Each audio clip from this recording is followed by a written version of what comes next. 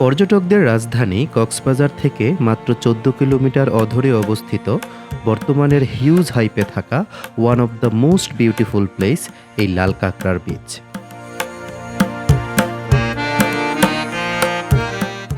স্বচ্ছ নীল জলরাশির উত্তাল সমুদ্রের ঢেউয়ের সাথে নজরকাড়া সৌন্দর্যে ভরা সবুজে ঘেরা চাউবাগানের সংমিশ্রণে বৃষ্টির সৌন্দর্য এক কথায় ভাষায় বর্ণনাতীত।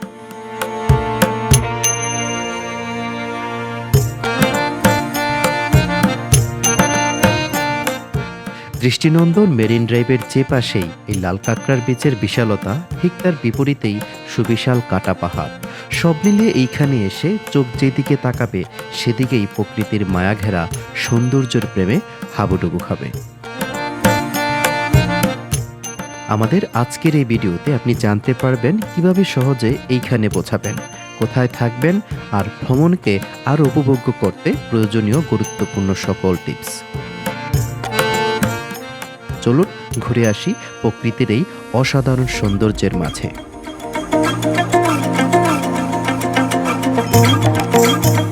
শুরুতেই রাজধানী ঢাকা থেকে শ্রেণীভেদে জনপ্রতি ৯০০ থেকে ১,০০০ টাকায় নন এসি বাসে চেপে সরাসরি কক্সবাজার চলে আসুন। আর যদি এসিতে চড়ে কক্সবাজার আসতে চান সেক্ষেত্রে ১৫০০ থেকে ২৫০০ টাকা পর্যন্ত গুনতে হতে পারে। ফাইনালি প্রায় ৭ থেকে ৮ ঘন্টার জার্নি শেষ করে মাত্র আমরা বাস থেকে নামলাম। সুগন্ধা পয়েন্ট থেকে মাত্র ২ গলি ভিতরে আসলেই এই যে হোটেলটা, হোটেল ইলাফ ইন্টারন্যাশনাল। এই হোটেলটা মোটামুটি ৩০ স্টার মানের একটা হোটেল। এখন আমরা এটার ভিতরে রুমগুলো দেখতে কেমন সেটা আপনাদেরকে একদম ভিতরে গিয়ে দেখাবো। তো আপনারা যারা আসেন চাইলে আমাদের মতো এই হোটেলটাতে রাত্রি যাপন করতে পারেন।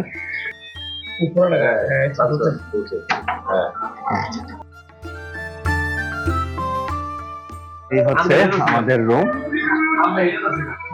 দেখেন মোটামুটি 3 স্টার মানের, মোটামুটি আমি বলবো। আমরা রুমে কিছুক্ষণ স্টে করে এখন মাত্র রুম থেকে বের হলাম। তো আমরা আজকে একদম মেরিন ড্রাইভ হয়ে টেকনাফ পর্যন্ত যাব। তো এই যে হাইয়েস্টটা দেখতে পাচ্ছেন, আমরা টোটাল ২৪ জন আছি আর কি। তো আমরা 2টা হাইয়েস্ট নিয়েছি, প্রত্যেকটা হাইয়েস্টকে ৫,৫০০ করে দিতে হবে। এবং ওই হাইয়েস্ট আজকে সারাদিন আমাদেরকে একদম টেকনাফ থেকে এই কক্সবাজার পর্যন্ত ঘুরিয়ে আনবে। আমাদের আজকের দিনের প্রথম গন্তব্য লাল কাঁকড়ার বিচ, এবং আমাদের আজকের এই এপিসোডটিতে শুধুমাত্র আমরা লাল কাঁকড়ার বিচটি কভার করছি। কক্সবাজার থেকে আনুমানিক ১৫ থেকে ২০ মিনিট আমরা আমাদের গাড়িতে করে এই লাল কাঁকড়ার বিচে এসে পৌঁছালাম। লাল কাঁকড়ার বিচের গেট হচ্ছে এটা। এই গেট দিয়ে আপনাকে এই যে মূলত হিমচুরি থেকে প্রায় ৪ থেকে ৫ মিনিট লাগলো আমরা আমাদের গাড়িতে করে এই লাল কাঁকড়ার বিচে এসে পৌঁছালাম। এখন এই যে দেখতে পাচ্ছেন কাঠের একটা ব্রিজ, এই ব্রিজ হয়ে আমরা বিচে গিয়ে পৌঁছাবো। লাল কাঁকড়ার বিচে যাওয়ার পথের এই কাঠের ব্রিজটা পার হয়ে সামনে আসলেই দেখেন দুই পাশে ঝাউবন, তার মাঝখানে বিশাল প্রশস্ত এক মাটির রাস্তা, যেটা দেখতে খুবই চমৎকার লাগছে, যেন চতুর্দিক দিয়ে ঘেরা। আমরা মাঝখান দিয়ে সুড়ঙ্গের মতো কোনো কিছু দিয়ে যাচ্ছি। ওই যে দেখা যাচ্ছে সামনে সাদা, ওইটাই মূলত বিচ পয়েন্ট।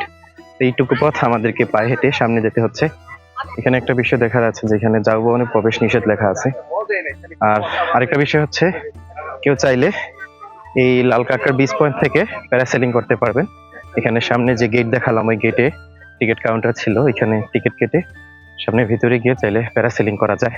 তো আমরা হাঁটতে হাঁটতে ঝাউবনের ভেতর দিয়ে একদম চা বাগানের মাথায় চলে আসলাম। দক্ষিণ পাশে দেখতে পাচ্ছেন আমাদের সামনে এই যে লাল কাঁকড়ার বিচ উন্মুক্ত, আর ওই যে আকাশে দেখা যাচ্ছে কেউ একজন প্যারাসেলিং করছে।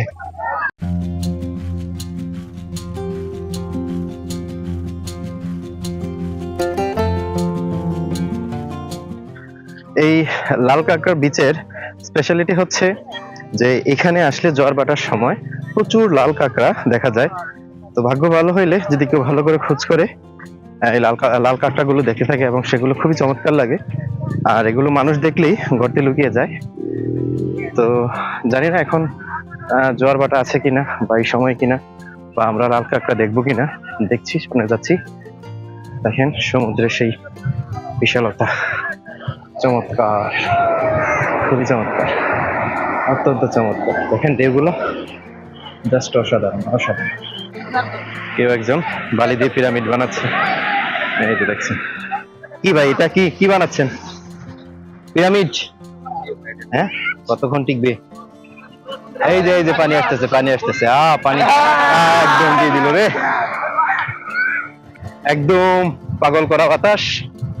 ওহ ফ্যান্টাস্টিক, অসাধারণ অসাধারণ অসাধারণ। কেমন লাগছে? হ্যাঁ কেমন লাগছে লাল কাঁকড়ার বীজ? এই চেহারা দেন যে ভিডিও ব্যবহার সংশোধন করেন। লাল কাঁকড়ার বীজের আরো একটা স্পেশালিটি হচ্ছে এখানে আসলে খুবই স্বচ্ছ পানির ঢেউ দেখতে পাবেন, যেমনটা ওই যে সুগন্ধা আর তারপর কলাতলি লাবণীতে দেখা যায় না। এখানে প্রচুর ক্রাউড, প্রচুর মানুষ, যার কারণে পানি একদম সব সময় গোলা থাকে। এখানে কিন্তু মানে গোসল করে কিংবা ডুবাডুবি করে অনেক তত একটা তৃপ্তি পাওয়া যায় না শুধু এই ইয়ার কারণে। আর এখানে দেখেন একদম শান্ত নিরিবিলি পরিবেশ, অত্যন্ত স্বচ্ছ পানি, ঢেউগুলো একদম চোখে পড়ার মতো, চোখে লাগার মতো। আমরা অনেকক্ষণ খোঁজাখুঁজি করলাম কিন্তু কোথাও লাল কাঁকড়া দেখতে পারি নাই, দুর্ভাগ্যজনক। কারণ এই যে দেখেন একদম বিচের পানি একদম তীরে তীরে চলে আসছে, যার কারণে বীজ উন্মুক্ত না, কাঁকড়াও বের হওয়ার দরকার। কাঁকড়াও যে বের হয়ে আসবে আর আমরা যে দেখবো সেই সুযোগটা হচ্ছে না। খুব সম্ভবত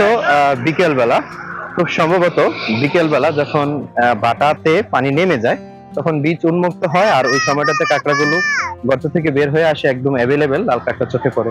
আপনারা আসলে একটু বিকেল বেলা আসার চেষ্টা করবেন, তাহলে হয়তো লাল কাঁকড়া দেখতে পারেন। হ্যাঁ দেখেন লাল কাঁকড়ার বিচে এসে কাঁকড়া তো পাই নাই, অনেক বড় একটা সামুদ্রিক কাছিম দেখেন একদম মৃত অবস্থায় পড়ে আছে।